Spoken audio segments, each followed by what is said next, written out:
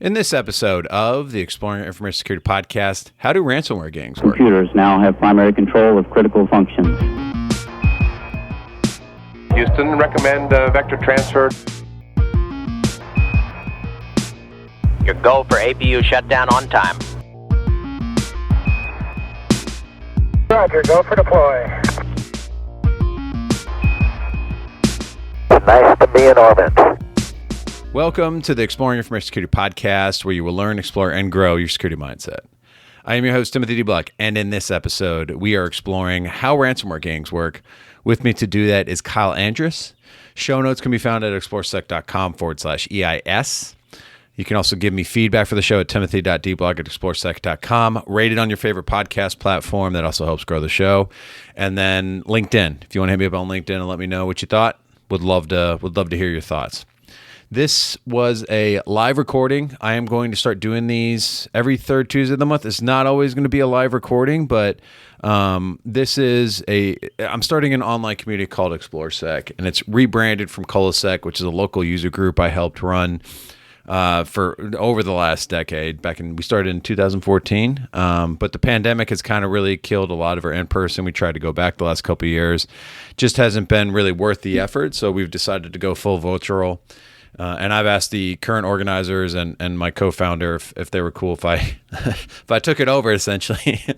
It was not a hostile takeover. It was a takeover. And turned it into an online community called it for ExploreSec, since I'm trying to grow that brand. And they were all on board with that, largely because they have started a family and they have two little kids running around, so they just don't want to put up with it. But they still want to participate when they can, which is great.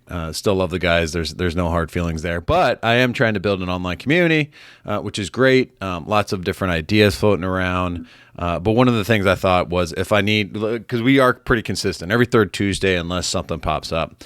You can check us out on meetup.com if you want to sign up and get regular updates there. That's how I send out the updates. I'm still working on kind of changing around some of the ColoSec pages to move it over to ExploreSec, but we have some time too because of billing cycles and things like that. But that's kind of where this originated from, and I'm looking to do more. This kind of eases my workload a little bit too, is having something recorded that I can throw up on the podcast. Again, really great discussion with Kyle about this, and of course, if you sign up for our listserv, go to colosec.org, get on the Slack channel. You will get the invite to this, so you can come join and kind of be like a live audience, ask questions, participate. Otherwise, you can just go to our ExploreSec YouTube channel and watch there, or if you can't make it, just rewatch the recording. So with that, let's go ahead and get into it. So I'm going to do intros and other stuff here, but I did want to, because I kind of teased you a little bit, Kyle, with this. I want to show you this. Have you seen this? So I can't remember which company, but they did a Black Basta GPT by Hudson Rock. And I was like, oh, what? They loaded I was like, do I load this into my chat GPT? Because I just clicked on the link. Fishing guy here, clicked on the link. And I was like, it's actually really cool. And I think you can see all my stuff that I do here. But I was like trying to get like notes and other stuff, because this is a more recent from the Black Basta where someone internal like leaked chat notes, and I was like, give me some of the insights into like some of this stuff. But it was very much, a lot of it was very much the same as some of, like you were talking about, the Conti stuff was really, really freaking good. Yeah, that one I saw that was generated when Black Basta got like popped, and I forgot how they got their internal chat leaked, but I think it was someone was angry and it was an affiliate flipped on them. It was the start of the Ukraine-Russian war, where Russia invaded Ukraine, and the ransomware group had a combination of Ukraine and ransomware people. That was Conti.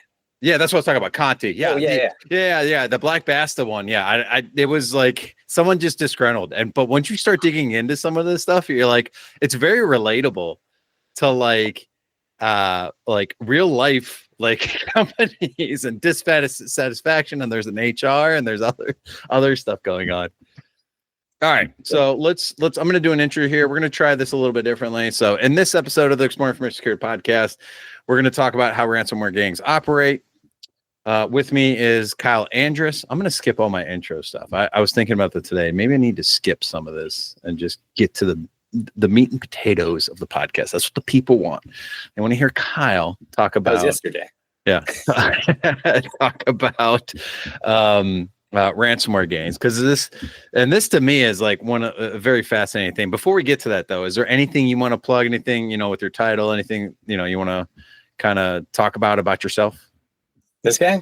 You, yes. Hi, I'm Kyle Andrus, and I've been in IT for like 20 plus years. Last 12 have been dedicated into digital forensics and incident response. So in that time, I kind of moved from an analyst all the way up to a manager of an IR team for a public utility. I also co-founded Antigen Security with a partner of mine, which is a lot of fun. Also, I learned quickly the stress levels that you can have with a startup and incident response at the same time. If you like stress levels, that is the peak stress. And also, I've been really involved with the community in Michigan. So we have a group called MySec. We meet up in different cities like Lansing, Jackson, Southfield, and Southfield and Ann Arbor. And we have one all the way up in the upper Michigan and Marquette. So pretty fun group. Basically do something very similar to what you described, where you just get together, have a little bit of social, talk about the news, or have presentations. So it's a good time. So you usually try and throw a conference as well. So that's been a lot of fun. Yeah, I'd say MySecCon was you guys did the B-Size Detroit Converge for a little bit, and then this was it last a little bit, like 10 years. Yeah, just a little itty bitty one. In the middle of Detroit. I got to go there. It was a lot of fun going there. And you guys now have rebranded it after the pandemic to MySecCon. Yep, because as every public group or any community group, they all got destroyed after COVID kind of crushed the in-person stuff. So yep. So, and that's up in, you guys are doing that out in Lansing? Yeah, we did Lansing last year. We got to get together with some of the new organizers. So I'm actually taking a step back from leadership in MySec. So this will be an interesting year as we kind of like get some interest or some new kind of leadership and blood into the group and see kind of where they want to go. So yeah, well, it happens, and I think that's the whole conversation about standing on the shoulder of giants, right? Where and I think I want to attribute it to somebody, but I can't remember what it was. They were like, but realize that you are the giant at some point too, right? Like you are setting the tone for future generations within cybersecurity. So that's something I recently heard that I was like, it's kind of cool. But yeah, it happens to everybody. I mean, I shut down the podcast for 5 years. I never ran a conference because I wasn't that crazy, but I did do a local user group for several years and still continue to do. And we are now venturing into making it more of a virtual community, which I'm sure is going to come with its own fun challenges, but always. Every community has its challenges. Yeah. But I'm expecting like hopefully a slow gradual, and we kind of just build it out. But you can see here we've got a lot of people that just come on and participate, and then we have just kind of building out the online platform. Yeah, I was reading recently about the fact that this is a security awareness thing where a lot, like between the ages of 18 and 29, they're getting all their cybersecurity advice from TikTok. Which I'm like, oh crap, not even there. I'm just now getting to YouTube, and it's like, well, that's 30 to 40-year-olds. So, and that's kind of how it goes, right? Is back in the day, our parents got on newspapers and other stuff, and now it's like the social media platforms that I will say I try to avoid because I think a lot of it's just like a cesspit. But there's some good stuff on there. There still are some great sources out there, and it's just that short story form for attention too, right? If you can say in 30 seconds how to do something better at cybersecurity and keep everyone's attention, you should be paid a lot of money anyway. Right. Yep.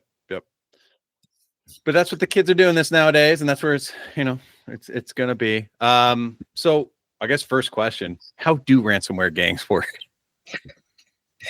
So it's complicated. So like there's there's been like a lot of different approaches that people have had, but the one that I heard the most is like these are kind of like the threat actor roles that I've heard about, that if you're engaged in this community, you might be involved in. Of course, you have like the classic developers, right? You have people who are actually writing ransomware and software and then selling it. They're either using it for their own group, or they're just selling it to other ransomware groups or affiliates to use on their own, right? And then these purchase agreements can be interesting because they're almost like full company contracts where they have support contracts for it and all this stuff. Like, it's crazy when you look at the details of how sophisticated some of the agreements between these groups can be, even though they will quickly stab each other in the back as soon as they need to and move along, right? Yeah.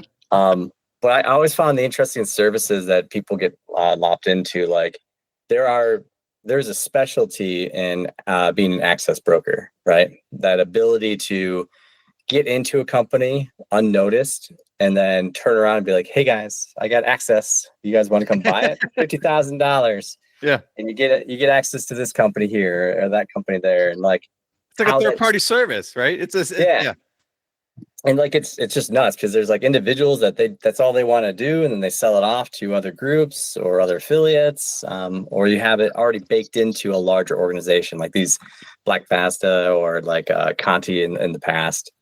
It's just crazy. And then having their own laundering services. So you've got individuals that are really good at just moving the money around through crypto exchanges.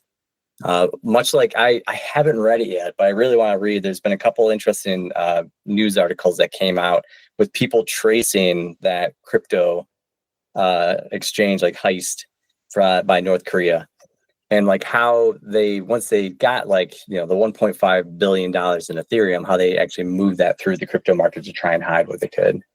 Because I'm kind of curious, like how successful they were, because we always talk about like blockchain's amazing. It tells you everything you need to know. But you go to some shady exchanges where they don't really care and they just move things and don't keep records. Like, how easy is it to lose that money? So that's something I've always been interested in, but I've never had time to dig into. Well, but you understand the basics of that, right? Where it's like what they're doing is they're essentially everyone's putting their Bitcoin together, and then it's just going through like an actual like online clothes dryer, right? And it's getting tumbled up, and then it's getting handed back out to people going, you get this, and that's why it's can sometimes be hard to track, right? It's literally laundering, money laundering. Yep. Yeah, but like these ransomware groups that we have, like that's a big function of it. And honestly, like ransomware is what it is today because of cryptocurrency.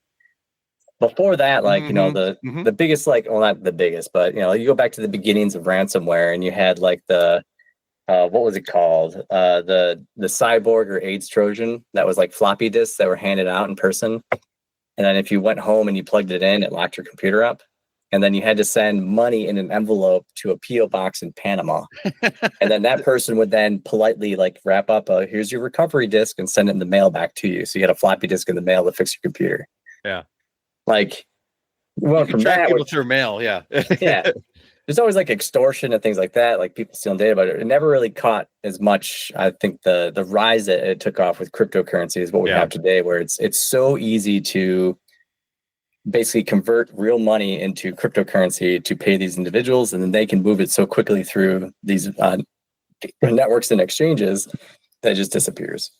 Yeah, that like that's what I think can sometimes get lost, is that ransomware's been around since what, like you said, the 80s, 90s, when people were doing it via floppy disk, right? And it really didn't become scalable until cryptocurrency, which made it a lot easier and it's amazing too. What I've always found fascinating about ransomware gangs is they have some really good customer service, because they're going to get that money, right? You go to your telco, you can't get any help. But if you need to pay a ransomware gang, you're going to experience some of the best customer services you've had, because they're going to explain. If you don't know how crypto works, they're going to explain it to you, right? Yeah. There was even, I forgot which group it was, but they actually had a survey that you took at the end of your ransomware payment. And it was really? I hadn't heard that. Yeah, it was like, I don't, at this point in time, I've heard the story so many times, I don't know if it's actually true in the end or if it was just played up, but they really are good at describing, like, how do you buy cryptocurrency? How do you move money? What do you do? Here's all the options for you. What are you struggling with? I'll help you out, because they want to get paid. That's all that matters. And the faster they can do that, the more successful that they'll be able to get the payment, because every hour from them on the clock is an hour for that business to recover or be able to basically say, like, you know what, we actually don't have to pay this because we recovered enough of our business and we'll be okay. So like for them, the time is ticking as soon as they start the attack. But you have like what they call like negotiating agents in the ransomware communities. Like you've got people that are really good at making sure and helping the victims pay what they need. And yeah, they can even have surveys like, hey, how did we do? What could be improved? Like Comcast, but evil. Wait, double evil. Yeah, no, you're absolutely right. So I guess, who are like ransomware gang members? Like when we talk about these people, who are they? So what's really, how about this? I remember reading about, I forgot which gang it was, but they can be globally anybody. There's a lot that are out of like, Russia, North Korea, especially has had a huge push for that just because it gets them revenue in their company or into their country. But one of the advertisements that struck me was they were talking like a patriotic thing to do. Like the reason that you should join this ransomware operation isn't to do harm unto others, but we are doing the research and understanding for these vulnerable systems. We're exploiting them, but we're teaching these businesses what they need to know in order to be safe in the future. Like we hit a water company because like if they don't protect themselves, we know another group that's way more evil than we are that would do it. So like we let them off on a good hook and we gave them basically a great pen test. And now they have to do all the findings and fix. Yeah. And they would recruit people like that. So, and you can imagine like this is pretty lucrative money. If you have time on your hands and internet connection and the right like energy to dive into any of these roles, whether it's development or just like you can smooth talk people into paying a ransom, like you can make decent money on this stuff. And people have, especially when you've got, individuals that are in countries that they don't have any other job options. And, yeah, but they have a steady internet connection and electricity. They're going to be there. Yeah, it's so fascinating, like you're talking about with just the different job roles, right? You got the operators, you got people that develop it, you've got people that will negotiate, and it's become this. And then you got someone at the top that puts these ransomware gangs together and kind of runs it. And it's also interesting because you dive into some of these mindsets, and I think Krebs has like either interviewed some of these people or like really dug into some of them, on top of like we were talking about earlier, the Conti ransomware diaries. Like he did a 3-article deep dive, which was just fascinating to read through. But the biggest thing for me too is like their mindset is like you were saying, we're giving this company a pen test and we're going to charge them what we think is a bounty, which is still going to be millions of dollars, but they justify this as something as them doing good for this organization. Yep, they do. And then they can recruit people. So if you're against the West and you have a ransomware operator that in particular goes after Western companies, then you're going to feel pretty good about like that work that you're doing because it's not harming you. And you may have had a bad interaction with like these countries or everything else. And so it just motivates you more to do it. Some other like motivating factors that you see too, though, is like, financial gain is a big one. You can make money, right? Period. The other one you start to see is hacktivism. In the past, hacktivism used to be more defacing, DDoS type stuff, but they've actually started to turn more into ransomware as well, because it's another way that they can basically have a tool in their tool belt to try and push their agenda or get noticed for what they want to change. And the crazy part is then when you have like these ransomware groups out there that are just doing it for money, you have ones that are doing it for hacktivism, and then you have nation state. When you get into the world playing field of where like the easy one to pick on is like Russia invading Ukraine. And then what does the rest of the Western countries do in the United States? We sanction the crap out of Russia. Mm-hmm. So Russia can't just start a war directly with any of these countries. So instead, they're like, hey, ransomware groups that are in Russia, if we hand you this initial access into these Western companies, could you just take them down a notch? And so you have like kind of like nation state sponsored ransomware and hacktivism groups that are then being played like political pawns inside of this, because it wasn't Russia that did it. No, the government, that's not sanctioned. We don't sanction ransomware or these groups. But it doesn't mean they can't drop intelligence in their lap that would basically benefit them in the long run. And if anything, they'd be like, hey, if you just took these sanctions off us, we'd start cracking down on this ransomware problem that we have in Russia. Yeah, I feel like I don't know, in the last 6 months, I feel like we saw some RaaS, but it's also like you question how much of the, because these ransomware gangs too, they kind of, I don't know if you want to call them like a hybrid, but they often break apart. Like they have like a lifespan, and then they break apart and then they reform. That's why you see like Black Basta is like a iteration of Black Cat. And that was an iteration of some other black name. And it's interesting too, that they just keep these kind of like little nuances within it. Like, for example, the Colonial Pipeline was ransomed, right? And that group almost immediately was like, oh crap, we just pissed off the American government. Because a lot of Americans were pissed off about not being able to get gas. And then, they were like, this is a lot of heat,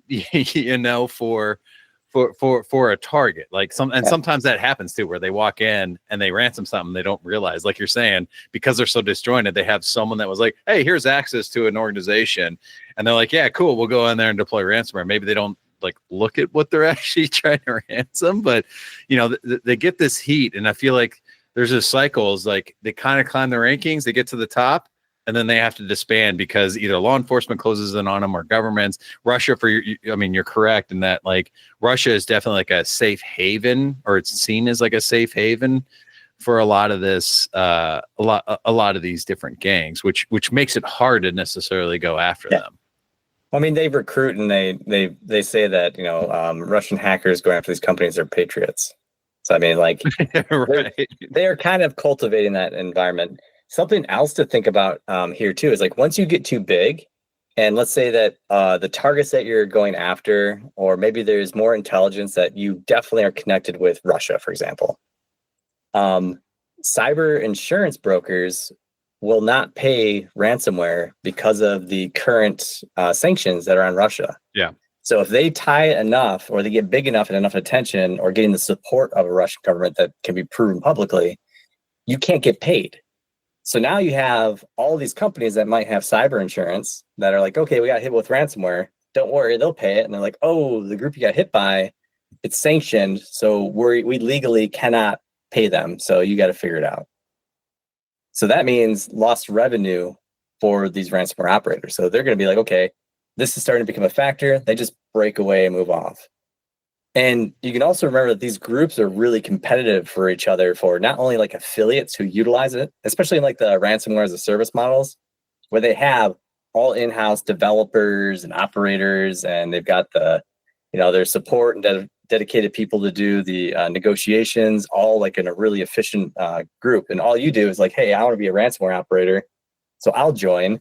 Well, what do you do? Profit sharing? Do you do your monthly subscription? Do you do a one-time license fee? Just let me know what your fees are, and we'll start getting this relationship going. So once you have affiliates who are really good, or maybe they're sponsored by nation state, if your tools work better than the other guys, you will start to lose affiliates, you lose money, and then you've drowned out. And then your talent that you probably have in your organization, just like any other company, are going to get picked off by other groups. So, and they've got Didn't one gang do like a Black Friday sale or something one time, where they're like, hey, and that's the thing too, is like percentages, and like some of the lower ones, when they're starting to make a name or wanting to make a name for themselves, they're like, you're talking about the cuts, and that's the cuts on the ransom, right? Like, and I thought like one recently came up and it was like, we'll give operators that are getting in 90% of the cuts, right? And that's what gets you the initial into the market. And then from there, you can kind of adjust rates based on some of that stuff. But it's, yeah. So it's crazy. Like, they're pretty cutthroat, and they'll like DDoS each other too. Like, if there's an individual that's, falls outside the line, or they're pushing too much, they'll try and like throw you over to the authorities. So, yeah. Yeah, I imagine within Russia, the gangs will like give up especially if they discover who someone is. And that's the thing too. I think that's some of the downfalls. That's why we've gotten some of these chat logs too, is because it's insider threat is like the ransomware gangs biggest threat for them. The biggest risk is their own people, and it's so interesting that they don't treat their employees better because that's their biggest threat. That's all you got to do. But I guess also if you're going to get in the criminal world, you're going to have some sort of ego and some sort of mental, sociopaths. What I can't think of all the other different terms for people. But as long as you're bringing in money for that organization, they're going to keep you on. They're going to support you. Conti. But then when you stop, they're going to get rid of you. Yeah, then you're out. You're gone immediately. They'll cut you out, and they'll literally. Just kidding. But like, it's always. I always like talking about like Conti group, just because we had so much information about them during the Ukraine war, when basically the group pledged their allegiance to Russia, and they were going to attack any Western company. That was, and at the time they were the top 3 ransomware groups. So there's actually a lot of concern about that. They had their Ukrainian members that were inside the group. You also had, I think, a researcher who happened to be on one of the servers just listening, and it was just like, I got to take action. So you had this entire destruction internally of all of their infrastructure, all of their tooling, all released in their internal chats for a couple of years. But out of that information, we get to see like what this structure looked like. And like, just like a company, they had an executive management where they had the executives that kind of ran it and did all the negotiations, all the people and the networking that you'd see in the same thing, same type of what you'd see in a normal corporation, but now you're seeing inside of a cyber criminal ecosystem. They had their own research and development. They had their own HR. Like, that's all you got to say. They had their own HR. Yep. HR, that recruitment, bonuses, vacation, onboarded, onboarding. And like they had all of these wings basically developed, and people specialize in it to make it the operations more successful, run more smoothly. And that's really what they're aiming for. Like, and I kind of mentioned before, a ransomware operator, like once they're inside and they get you, you'll notice they put that pressure on right away. Like, you've got 12 hours or you've got a day before you do this. Because today they know that most people have, there's so many on the flip side, right? What do they call them? They were like the victim services. So you have cyber insurance that has negotiators that they can bring on, or you have specific negotiators out there, legal counsel that can help you basically negotiate the entire thing. So when they get involved, they may be able to argue down the price a little bit than what you're going to pay. Or if you have an IR firm that comes in, they may be able to be like, hey, these guys are doing BS. Like, they got one file that they're showing you and trying to make you scared that they have everything, but they only got like 5. And is this risk? No. Okay, we can recover and we can figure it out. Like, so that time is always ticking for them. The faster they can pressure them to pay right now, the more that they're going to get a larger payout, and then they win. Well, and so one of those, I don't know if it was the Conti one or something else, and I feel like this was another Brian Krebs article where they talked about they had a negotiator that they had an inside with. So this negotiator would go work for some of the ransomed companies or pulled into them. And so they had kind of like insider information to like, what would they actually pay versus like, it's so fascinating to me. But think about it. Like, when you start to have services that are actually doing like ransomware brokers who you hire, who are defending on your behalf and talking to these and negotiating with these ransomware actors, at some point in time, those individuals will have a relationship. They'll know that, hey, when this ransomware broker comes in to defend me, we know that they're going to push XYZ. Yeah. And at some point, in the background, like, there could be kickbacks for that. Like, they could probably reach out to these individuals that are, I'm sure, like, an actual real company will probably never be able to pay the same that a ransomware company with criminal intents could do. So they could probably slap like, hey, we'll give you an extra $30K if you negotiate this rate.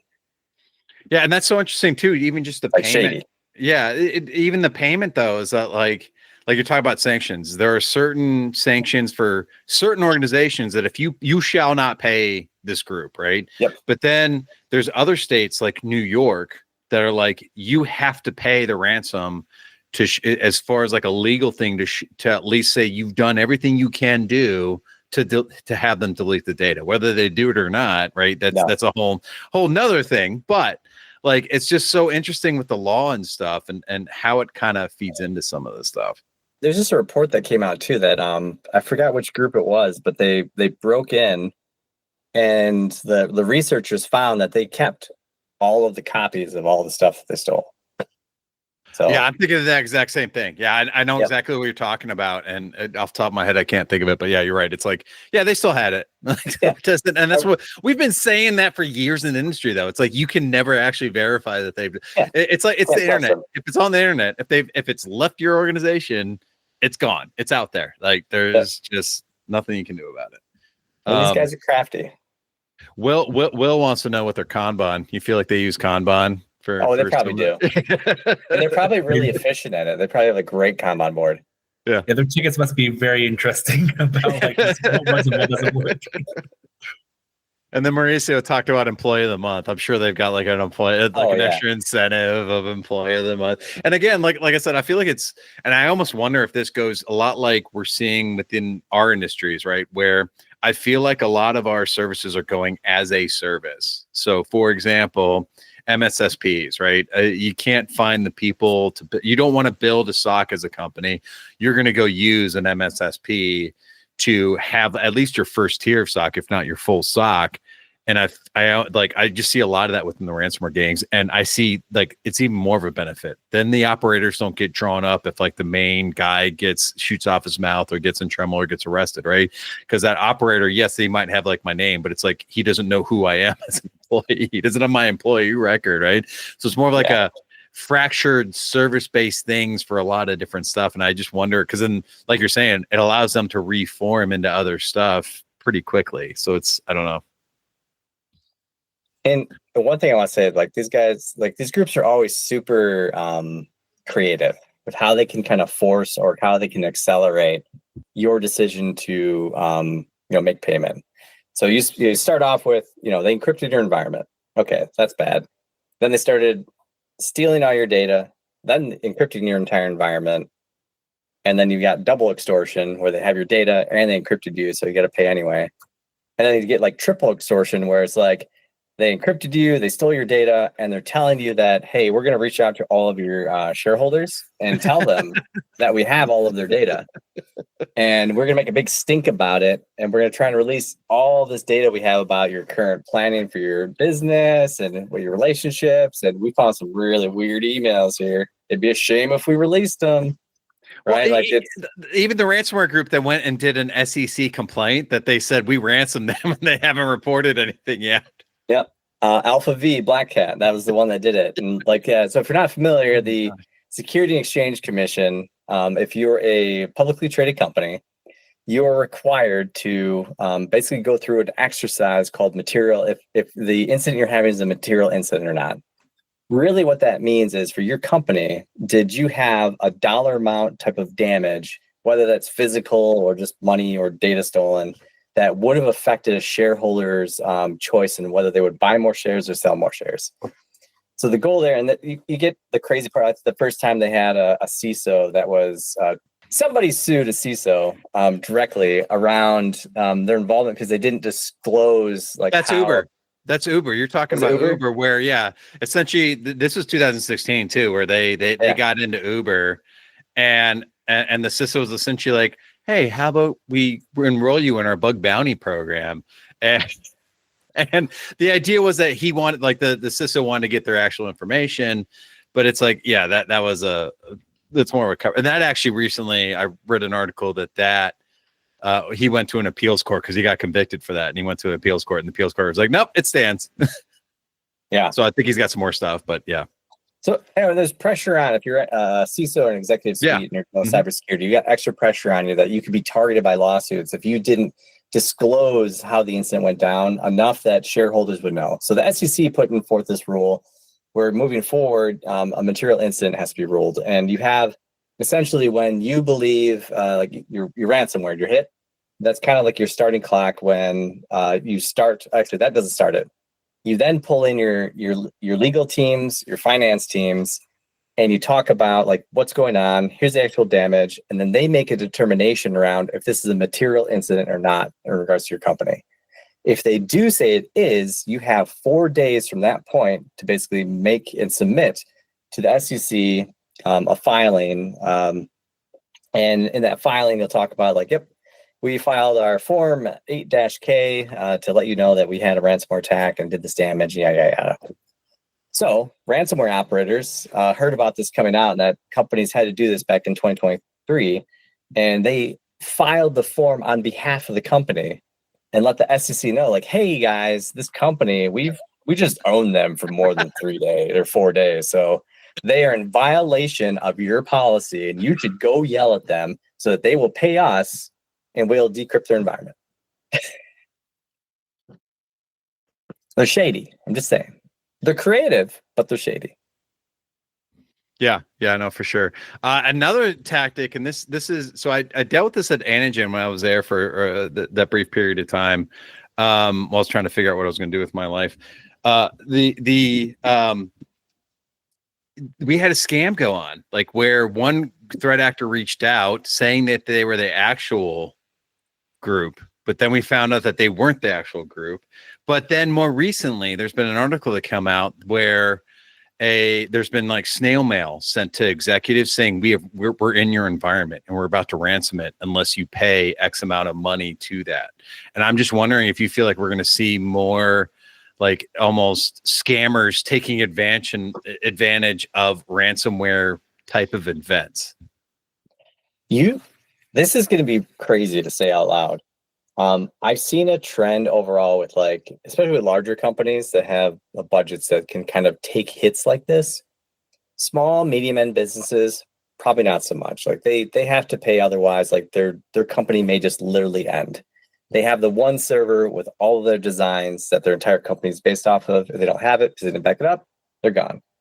Larger companies, though, they are looking at it because you have cyber insurance, because the de facto like shareholders today. And I mean, you think about it, like any one of us on this call can think about like, oh yeah, my data is probably already lost anyway. So like, the risk overall is dropped in regards to the reaction that people have if you have a ransomware event. So many of larger companies, and after they do their material incident, if it's not over a multi-million-dollar amount, it's a blip for them.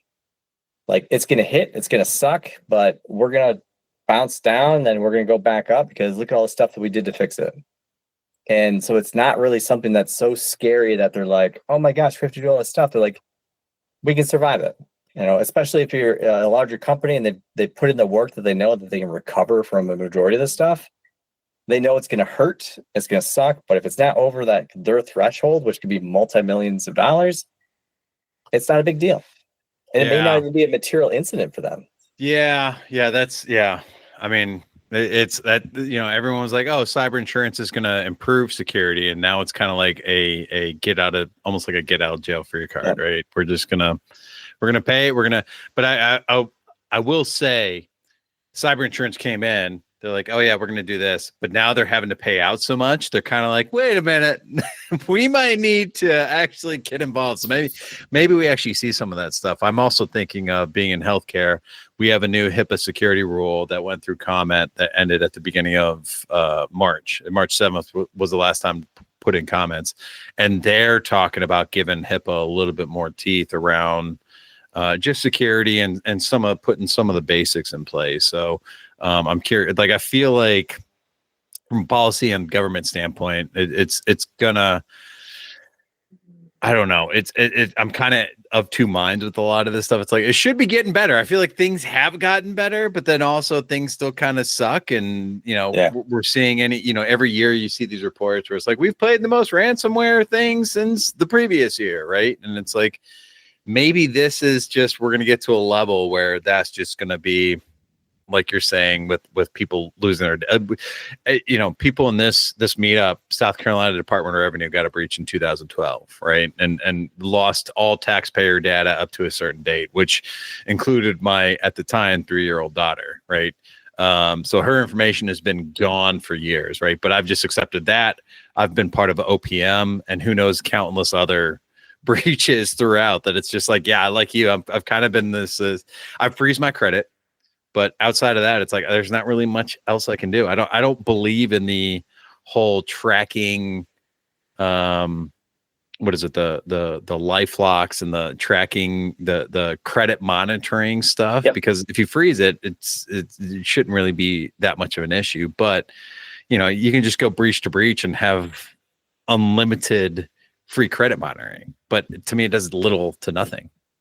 But how many free credit monitoring services for 1 year because of our breach have you gotten in 1 year? I don't know, because again, I've stopped paying attention. I got 3 in 1 year because really? stuff. And so I had yay, that's great. I got 3 1 years for the same service. I'm glad you helped me. Yeah. Right. And there's a weird trick. If you accept them, then they automatically in that language, you can't be part of a larger lawsuit. Yeah. Yeah. So now I'm always hesitant for any oh, we got breached. Here's a free service here. I'm like, I want to be a part of this large lawsuit. Where you're going to get $5 out of it. You're going to get $5 out of the lawsuit, and you have to actually prove that you actually got hurt by it. So it's and a lot of that's just for show and stuff too. Oh, 100%. We've kind of covered a lot of this stuff. Ransomware as a service is. Let's dive into that a little bit more. Like ransomware as a service. That's like. They're now setting up platforms to just deploy ransomware. Yep. It's exactly what it sounds. Yep. So that's that whole thing. They do the hard work. So, when you start doing ransomware as a service, you have the full spectrum of kind of the ransomware operators, the developers, the actual operators that run the actual infrastructure and also keep it hidden on a regular basis. You can imagine how hard it is with modern EDR and a lot of the just tooling that our corporations have, how difficult it is to stay on top of your secret that got you in. Because we're actually gotten faster and faster at finding out vulnerabilities and then also patching them, hopefully. Your company has a good patching policy. But it's tough. So when you go through to do your exploit, you hold back your malware until the exact last moment you have to run it. Because if you put it in an attachment in an email and send it over, there's likelihood that you might have some defenders that are like, oh, wow, the malware's here. Let's take that out. Let's go start picking it apart. Oh, wow, this malware does X, Y, Z. Now we can completely block all versions of it because of the way that they use this. So they hold back all their development time that they build on that, either their actual ransomware techniques, their malware that they're using. And they have to because that it moves so quick. But yeah, so you have these entire models that are built on it, and those revenue services that are there for like I said, the profit sharing, monthly subscription, or one-time fee type stuff. And it's just an incentive. They can then build out. You could actually build your own ransomware service, and you could basically white glove, or not white glove. What's it called? When you're using someone else's services and you just paste your logo on top of them. Rebranding. I know what you're talking about. There's another name for it. There's open source that it's got a certain license that allows you to put stuff over it. You have a certain, this is you're licensing people to use your stuff within their product, right? Yeah. So for example, I think I've seen a lot of vendors nowadays using Copilot for XYZ security vendor. Yeah. Hey, we put AI and it's Copilot, right? Yep. But yeah, that entire model is just, if you get the right people into it, you can make a lot of money and you can pull in a lot of affiliates. Conti at its peak was over 2,000 affiliates. So they were pulling in. They were big, yeah. Millions and millions of dollars. But then they became a target. They got too big, they got shut down, broke apart, yada yada. So I'm curious about the model today that we're not seeing that allows these operators and this talent that's in this the criminal ecosystem that's supporting probably multiple groups at once, potentially. Mm-hmm. Or if they are or not. I'd love to see what that is. So if anyone here is a ransomware operator, just speak up. It's kind of tell us about what's going on in the background. I'm just really curious what that looks like. Yeah. Nobody. I think it's going to evolve. Like you've talked about, like it evolved from sending a disk via mail, right? Yep. And I think it's going to continue to evolve. What I really do like about the chat, it's like, oh, they're kind of like us. So I think we can take lessons from that. As far as like you were talking about ransomware-as-a-service and keeping it close to this, that's just proprietary information. Now they don't have copyright law to protect them, right? Yep. But they're going to start safeguarding their things. And I was thinking earlier in the conversation, it's like, do they start deploying EDR? Now, if they deploy EDR to protect against some of their insider, it's like, well, now you're just giving the EDR company something. But unless you're like, maybe Kaspersky Lab just goes full in on the whole Russian thing at this point, because they can't get any sort of business in the U.S. anymore in other countries. But that's where or do they write their own EDR solution? They buy full licenses. They've got one for CrowdStrike and Microsoft Defender for endpoint. Well, but they're using that more for like research to get around the EDR. They're not going to deploy within their own environment, because then they're just going to give up a lot of their. Do you think they could deploy their EDR? Really? Okay. I'd be really curious if they did, or it would be curious if they write their own, or they just lock their stuff down. Well, and the CrowdStrikes and the Sentinel-1s need to like pick up. Wait, this is a ransomware gang. We can get some really good information, and then at that point, they're actually kind of going against their own. Like that's an ethical thing at that point too, right? Is do we just shut this down, or do we actually like try to get insights into the ransomware gang? It's all fascinating. And like you said, Sentinel-1, CrowdStrike, they have their own research teams. Same thing as a ransomware group. They have their own research teams. They're constantly shifting to, it's a business. Like it's totally just a business. How do you feel about the law enforcement takedowns? Because that's been a bit of a hot topic, right? I feel like law enforcement is speaking of people getting better and evolving, I think they're getting better and evolving at identifying these groups and getting after them. Now, whether they can actually go after them, that's a different thing. But recently, I want to say it was like either a developer or some sort of ransomware gang person was in India vacationing, and he got snatched up because that was an extradition company, right? And I'm reading a lot about some of these different people that just go to these different countries and they get extradited to the US because they get arrested, right? Do you feel like law enforcement is having an impact, or is it just like, they just, kind of disband and then reform? I don't think they're having much of an impact. Because like their rests seem to be so small, and like, you took down a server farm or something like that, like a bulletproof hosting provider you just destroyed, and they can't use that one anymore. I feel like they're just able to adapt and evolve. It slows them down for a second, but the talent and the experience that those individuals have just get transferred to the next project.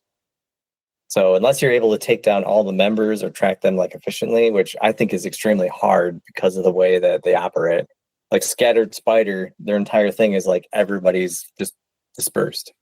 Like you can't. It's hard to track down like the main operators of the group and things like that. So, but I will say those Scattered Spider people, so a lot of them are really bad at OPSEC, but they're also teenagers and 21-year-olds that are, Of course. Also, that's also a path to get into the Dodge group, which is where one of the guys ended up in the calm. How do you see? I ask this in just about every podcast now since I restarted, because AI is a thing, but how do you see AI kind of either impacting or like affecting the ransomware gangs? So we had the opportunity to like pilot Security Copilot before it was kind of released publicly. And cool. A lot of stuff that I liked about it, or like, an AI in that environment. So like, being a Microsoft shop, like a lot of my tools and what we're doing today, we're all in Sentinel, Windows Defender, all that stuff. What was cool to see was the ability for it to summarize any type of incident into a really easy to read like summary. Mm-hmm. That had major impacts for, especially if you have a SOC and you have new people rolling in. It's a lot easier to read that, especially in the Microsoft environment, because Microsoft alerts, some of them are like, totally understand what's going on. Other Microsoft alerts are like, somebody did this thing in Defender for Identity. And that's it. That's all you get. And you're like, what does that mean? Where do I go? What am I doing? I've seen a lot of false positives in there as well too. It's like they clicked on a malicious link. Well, that was my simulated fish. And I whitelisted you. I whitelisted all my simulated fishes in the environment. Why are you triggering them? Sorry. The better one is when you get the known before or like other third party phishing emails that are by contractors who are using it on one of their own devices. And then we get that and we're like, well, we don't use them. Is this actually real? And it's silly. Yeah. But the other cool part about AI is like, so when you're looking at like, especially from the defender's perspective, that's a lot where I'll go for it. I think that, the summarization is probably the most powerful part, and the potential for it to do a little bit of correlation between like, hey, we looked at all your data and these like 5 tickets or these assets or these usernames tend to be involved in these things. So that all becomes really powerful when you're doing analysis and you're looking for trends. The other one that I really want to see it get better at is taking like an entire repository of threat intelligence. So consider this: you have a piece of malicious PowerShell gets detected on your endpoint. It runs, and when you look back into the process tree from the parent, child, or child, or however long the tree goes, you see like the command line arguments. Security Copilot, you could click on like analyze this command line, and it would tell you very quickly like, hey, this is what the process is. This is what each one of those parameter does. If it's a Windows process, for example, that's being used for malicious purposes. So one, that's awesome. It very quickly does what my entire career has been, which is Googling and figuring out what the hell is this Windows process and how is it used, or how could it be used for abuse? Yeah. But the thing I'd love it to connect is taking all of this threat intelligence data that we have around, like you took MITRE ATT&CK, you just ingest all that data into it and be like, hey, this command line that executed for this process is really familiar with this threat actor or this pattern. And like taking that summarization and kind of pattern matching that AI does really well and highlighting that for you and showcasing it and be like, hey, not only is this a bad detection, but it also is related to potentially these threat actors or these campaigns. And you get to campaigns if you have too much money in your pockets and you pay for really expensive threat intelligence services where you're like up to date with like stuff that's coming out. But if you could do that, I think that gets really, really powerful. The other neat thing that you see AI doing is, especially when you're able to contain it inside of like a single tenant, or you control all the data going in and out, you could upload your IRP or incident response plans. You could upload important documents or your tasks for how you do things in your environment or your organization. And now all of a sudden you can ask AI, like, what are we going to do on this thing? And it'd be like, oh, according to your IRP or according to your processes, you should do this, or you should tell the user to do these things and reach out to the help desk and do this. So it could automate your initial response to an end user. And it's getting better at doing some of that stuff. So I think that's what, like, from the defender side, I think that's really cool work that they're doing. From the offensive side, it's still like doing similar things where it's able to like help you analyze all the data from your scan. You're doing reconnaissance, you're bringing all that information in, like, what could you use better? And I definitely have seen people who have written agents that are offensive, but they're not replacing an offensive like operator or someone who's in there to like, do harm. You still have a keyboard person that has to make those decisions and do the next steps. But I think it is making it easier to operate in that environment, no matter what. Yeah, I think we've kind of touched on is that like there's definitely a mirror between like what we're doing and what the ransomware gangs are doing. And it's kind of like, yeah, they're going to use it for code. I did recently read an article about the fact that for phishing, at least, they're able to like and I feel like this was, I don't know if it was an actual gang or if it was more like researchers that did this, that they built, what's the new term right now? It's not Gen A, it's like agenic AI or something. It's like what you're talking about, the chatbots, where it's like, they're able to pick a target, research that target, craft a phishing email for that target, and then, send them a link and then and then someone picks it up. But I think you're right. At the end of the day too, these are tools, and that you have to have a human interacting at some point. Cause I've just seen AI is great. It's very quick. It's for me as a podcaster, we were talking about this, I think before we started recording, I don't have to do podcast. show notes anymore, right? I just record the transcript, and then I just feed it and say, hey, create podcast show notes, because that was one of the most annoying things for me to do. And it's actually, I think AI does a really good job of explaining things to people in like very layman, easy to understand terms. So I use it a lot within security awareness, where, you know, and I write blog posts with it.